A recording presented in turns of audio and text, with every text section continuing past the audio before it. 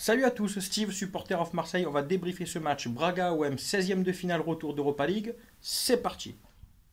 Bon alors tout d'abord, l'ambiance comme d'habitude avec moi. Donc respect à tous les ultras qui ont fait le déplacement à Braga. On vous a entendu tout le match. Merci à W9 qui retransmettait, qui n'a absolument pas montré les ultras marseillais, sauf un petit peu à la fin du match. Donc sympa pour eux, merci.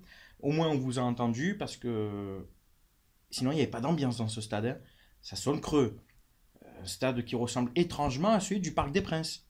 Vous allez me dire, mais il est con celui-là qui parle. Mais oui, ça ressemble au Parc des Princes. Le stade de Braga et le Parc des Princes n'ont tous les deux pas de virage. Allez hop, ça c'est calé, c'est dit, hop, c'est cadeau. Ben, ce stade, il est creusé dans une grotte en fait. T'as vu derrière une cage, il y a une falaise. En fait, quand tu tires au-dessus, ça rebondit, le ballon revient. C'est comme quand tu jouais jeune dans le quartier, que tu jouais, tu rebondissais sur le mur du bâtiment, ça revenait. Bon, sauf que là, tu avais toujours une maman qui ouvrait les fenêtres. Vous arrêtez de jouer au ballon ici. Bon, là, c'est une falaise, au moins tu es tranquille, il n'y a personne qui va gueuler, à part peut-être un pierre à feu derrière ou un mec qui vit dans la grotte, mais bon. Non, allez, blague à part. Euh, la compo 4-2-3-1, Pelé dans les buts. Pelé qui a fait un bon match, je l'ai trouvé appliqué, serein, rassurant. Il prend un but, il ne peut pas faire grand-chose, mais voilà, il a fait son match. C'est de bon augure pour la double confrontation contre Paris. Voilà, je suis content de son match. Bravo à toi, Yohan Pelé. La défense centrale, Rami Rolando, ça a été costaud aussi. Bon, un peu pris sur le but tous, hein, ils ont tous été un peu pris de vitesse, c'est allé vite, une erreur de marquage. Mais un Rolando surtout que j'ai trouvé bon dans la récupération de ballon, dans l'interception. Physiquement, il s'est imposé. Il était supervisé par le sélectionneur portugais. J'espère qu'il le sélectionnera pour la Russie, car Rolando, depuis vraiment un an, fait ses matchs. C'est un joueur sérieux, discret, professionnel, qui a de l'expérience maintenant et qui mérite sa place pour aller en Russie. Donc bravo à toi, Rolando. Les latéraux, Sakai à gauche, Sarr à droite. Sakai, bon, sur le but, qui n'est pas tellement au marquage, bon, je lui en veux pas, ça va vite, tout le monde est pris. Il a droit aussi des fois de passer un peu au travers. Son apport offensif très discret. Je pense qu'il y avait des consignes du coach de peut-être pas trop forcer, de rester sur l'économie, sur la gestion du physique des organismes. Bon, voilà, match moyen quoi. Sarr à droite qui a été un peu plus percutant, un peu plus remuant, peut-être de par aussi ses capacités athlétiques qui sont différentes et puis son envie peut-être aussi de toujours porter offensivement, qui a délivré deux trois bons centres, qui a récupéré des ballons aussi, qui a fait un match appliqué, sérieux, comme on a l'habitude de le voir. Les milieux de terrain, c'était Gustavo Lopez. Gustavo qui a fait sa part aussi, qui a récupéré des ballons, qui a été propre dans la relance, qu'on a retrouvé beaucoup dans l'entrejeu, chapeauter un petit peu ce milieu de terrain devant la défense. Un peu plus discret que d'habitude, moins dans l'impact, moins dans l'intensité. Comme je disais dans pronostic la veille, il y a peut-être un peu aussi de préservation et d'économie pour éviter les blessures et les gros bobos avant dimanche. Mais un Gustavo quand même quand il n'est pas à 100%, qui fait quand même des bons matchs. Maxime Lopez, très bon match par contre, beaucoup d'intensité, très remuant, le jeu est beaucoup passé par lui, très vif, dans la continuité de ses performances depuis quelques temps.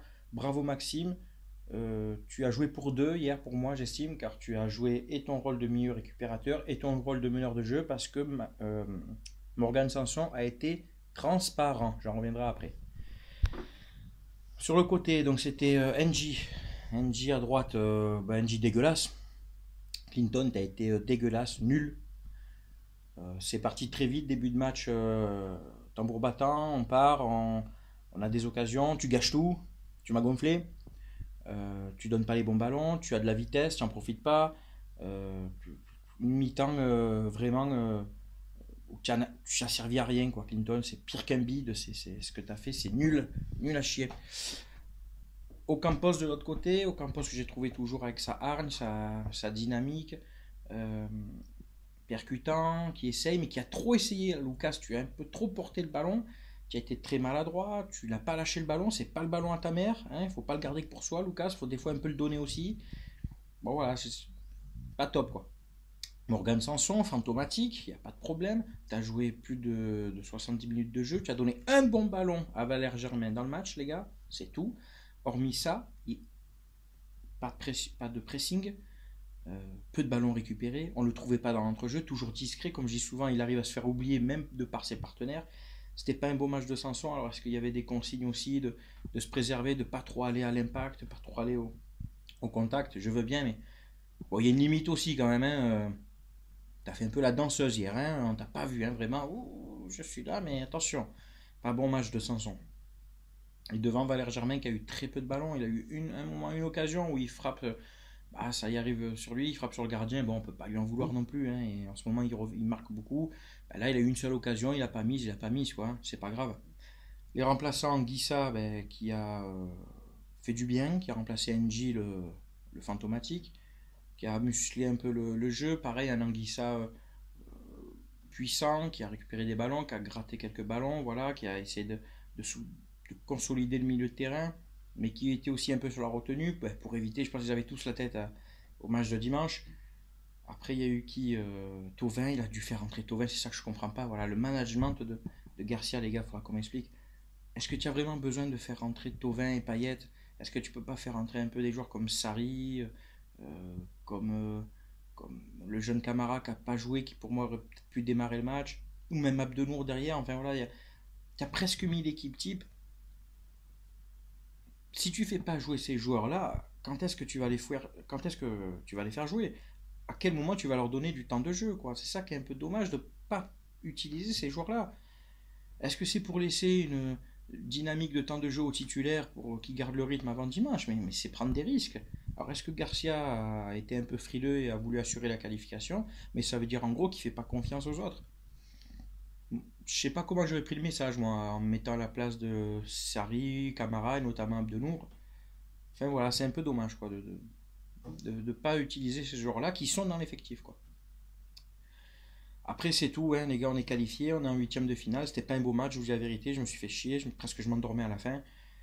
Le tirage au sort c'est à midi, c'est là que je vous pose la question. Ben, qui souhaitez-vous affronter en huitième de finale? Il reste des équipes russes et ukrainiennes. Alors jouer là-bas, ben, c'est pas top, hein, même au mois de mars, il fait encore froid, les terrains sont pas de bonne qualité.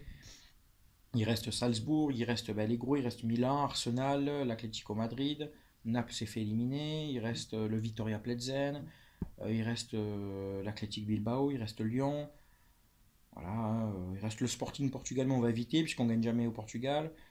Voilà, il reste des équipes largement à notre portée. Moi, pour ma part, à la limite, un petit OM Athletic Bilbao en huitième de finale, c'est sympa, c'est la revanche d'il y a 2 ans. Ça fait une belle affiche, l'Athletic Bilbao ont un bon public, ça peut être bien chaud. Et puis après, si on passe en quart, en demi, se faire des belles affiches genre contre Milan ou Arsenal, quoi. Voilà, donnez votre avis qui vous souhaitez en huitième de finale. C'est tout pour le débrief. Merci à tous pour ceux qui me suivent, merci beaucoup. Pour les nouveaux, bienvenue sur ma page. Comme je le dis à chaque fois, ici, on parle foot, on est là pour débattre tactique, pour parler ballon, on échange, chacun donne son avis, on respecte l'avis de chacun. Et puis voilà, hein, on se dit à lundi pour le match, pour le débrief du match PSG-OM. Bonne journée, bon week-end à tous, à bientôt, ciao tout le monde.